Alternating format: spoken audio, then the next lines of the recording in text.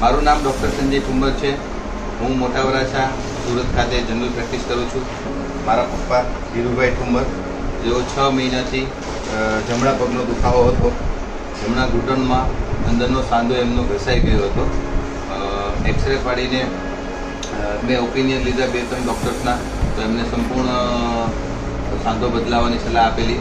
પછી હું doctor Kevin Choksi સરને મળ્યો અને એમણે મને સલાહ આપી કે પપ્પાનો પાર્શલ ની રિપ્લેસમેન્ટ કરીને, એટલે કે અડધો જ સાંધો બદલાવીને સારી રીતે ટ્રીટમેન્ટ થઈ શકે એમ છે અને પપ્પા પહેલાં જેવા ચાલતા ફરતા થઈ શકશે।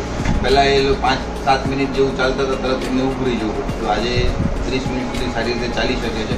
ઓપરેશન કર્યાના 2 દિવસમાં કન્ટિન્યુ બધી જ મુવમેન્ટ એમને આવી ગઈ હતી। 10-1 દિવસમાં એ સંપૂર્ણ સલોઠી વાળતા પણ થઈ ગયા હતા। આજે નીચે બેસીને અમારી સાથે જમી શકે છે, ચાલી શકે છે। ઇવન 14 થી 15 દિવસમાં એ 2 વ્હીલર બાઇક ચલાવતા થઈ ગયા છે।